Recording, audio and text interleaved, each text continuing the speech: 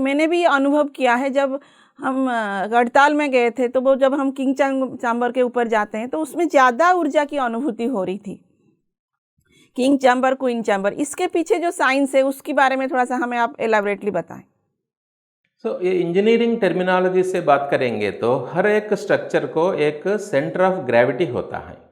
ये पिरामिड का जो पिरामिडल स्ट्रक्चर का सेंटर ऑफ ग्रेविटी हम फाइंड करेंगे तो वो आएगा आपको सेंटर में 1/3 हाइट से, भूमि से 1/3 हाइट पे।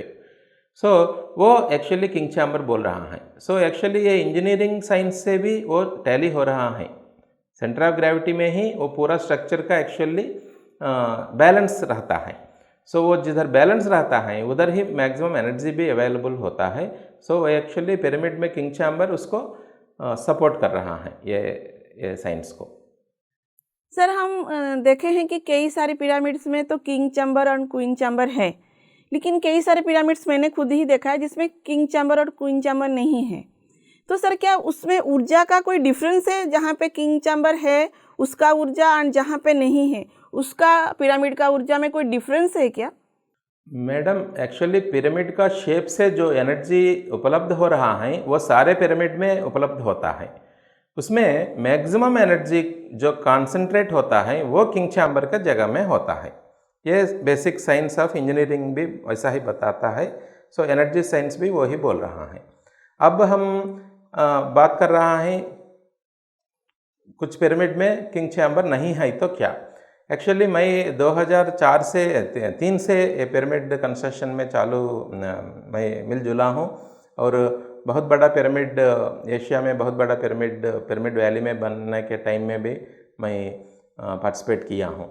बाद में जब मैं थोड़ा बड़ा पिरामिड का निर्माण भारत देश में कर रहा है, उस समय पत्री जी इसका इनाग्रेशन के लिए आ रहा है, उद्घाटन का समय में।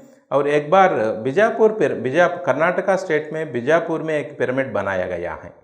उधर पिरामिड में एक्चुअली किंग चैम्बर भी है, बट उस समय किंग चैम्बर में जाने के टाइम में पत्री जी बोला मुझे, एक्चुअली इधर जो बेस है उधर भी उतनी ज़्यादा एनर्जी अवेलेबल है। एक्चुअली किंग चैम्बर की ज़रूरत भी नहीं। जो मेडिटेशन के लिए पिरामिड बनाते हैं उस पिरामिड में किंग चैम्बर बनाने की ज़रूरत भी नहीं, ये बेस में ही इसका एनर्जी अवेलेबल हो रहा है।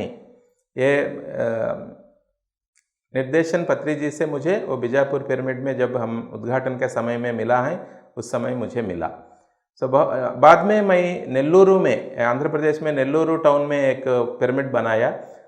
उसमें किंग चैम्बर का निर्माण नहीं किया, क्योंकि जब लोग इकट्ठा होते हैं मेडिटेशन के लिए उस समय उसका बेस में ही उसका ज़्यादा से ज़्यादा एनर्जी अवेलेबल होता है। रिसर्च के लिए जो करना है उस समय वो किंग चैम्बर का जगह में रिसर्च करने के लिए यूज़ करना अच्छा होता है।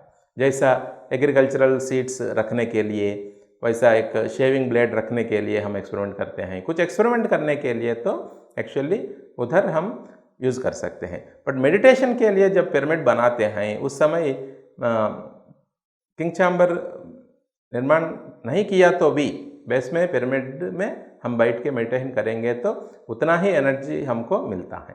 ये पत्री जी का उद्घाटन है। यस, इसका मतलब सेम ऊर्जा की अनुभूति नहीं होगा किंग चैम्बर भी, तभी भी सेम ऊर्जा की अनुभूति होगी। जब एनर्जी ऊपर से आता है, कॉस्मिक एनर्जी का फ्लो चालू होता है, वो उधर किंग चैम्बर में ही नहीं रुकता है, वो नीचे तक भी आता है। जब हम मेडिटेशन करते हैं उस समय हमारे मन जो है वो मन साइलेंस होता है। उस समय हमारे एनर्जी रिसीव करने का जो हमारे अंदर जो चीज़ है वो ओपन होता है। उस समय हमारे एनर्जी रिसीव करने का चैनल ओपन होने से हम ज़्यादा से ज़्यादा एनर्जी ही हम रिसीव करते हैं। हम जिधर किंग चैम्बर में बैठा या बहुतल पे बैठा वो फ़र्क नहीं होता है। ये मेरा एक्सपीरियंस में भी है। जब मेडिटेशन होते रहता है, इधर एक कॉन्सेप्ट मैं बोलना चाहता हूँ। पत्री जी 2003 में ही मुझे बोला, जब पिरामिड बनते रहता है, ये pyramid store house of cosmic energy होता है। एक स्ट्रक्चर जैसा हम सोचेंगे तो इसको एक स्टोर हाउस ऑफ एनर्जी होता है, बट बाद में ये मेडिटेशन के लिए हम समर्पित किया है। प्राण प्रतिष्ठा करके मेडिटेशन के लिए ओपन किया है। सो बाद में लोग आके मेडिटेशन करना शुरू करता है इसमें। सो जो लोग मेडिटेशन करने के लिए आते हैं उसमें दो टाइप का लोग रहता है। एक लोग उसमें मेडिटेशन करने के लिए आता है, वो एक्चुअली विश्व कल्याण के लिए आता है, उसके पास ऑलरेडी एनर्जी है, उसके पास मन शांत है ऑलरेडी। वो मेडिटेशन करने के लिए इसलिए आते हैं कि वसुधैव कुटुंबकम सर्वे जनाः सुखिनो भवन्तु, ये कामना से आते हैं मेडिटेशन करने के लिए। वैसा लोग जब मेडिटेशन करते हैं उस समय उसमें एनर्जी डिपॉजिट होता है। वाह। और कुछ लोग आते हैं उनका स्वास्थ्य ठीक नहीं है, तबीयत ठीक नहीं है, उसको कुछ कामना है, सो इसलिए वो आते हैं तो वो इसमें से एनर्जी लेते हैं। सो ये पिरामिड बनता है एक एनर्जी बैंक जैसा। जो लोग डिपॉजिट करते हैं उसको हम बोल सकते हैं कि वो विश्व कल्याण के लिए मेडिटेशन कर रहा है। जो लोग खुद के लिए मेडिटेशन कर रहा है वो पहले उनका कामना पूरा होना है, बाद में वो मेडिटेशन विश्व कल्याण के लिए करना शुरू करेगा। सो दोनों लोग उधर आते हैं पिरामिड में मेडिटेशन करने के लिए। और पिरामिड होता है एक एनर्जी बैंक जैसा। सो जब ज़्यादा से ज़्यादा लोग आके मेडिटेशन करना शुरू करता है, ज़्यादा समय तक मेडिटेशन करना चालू करता है, उस समय उसमें एनर्जी बढ़ते रहता है। ये मैं खुद का एनर्जी का एक्सपीरियंस है। मैं जब कर्नूलू पिरामिड गया, वो 1991 में चालू हो गया, 92 में उद्घाटन हुआ।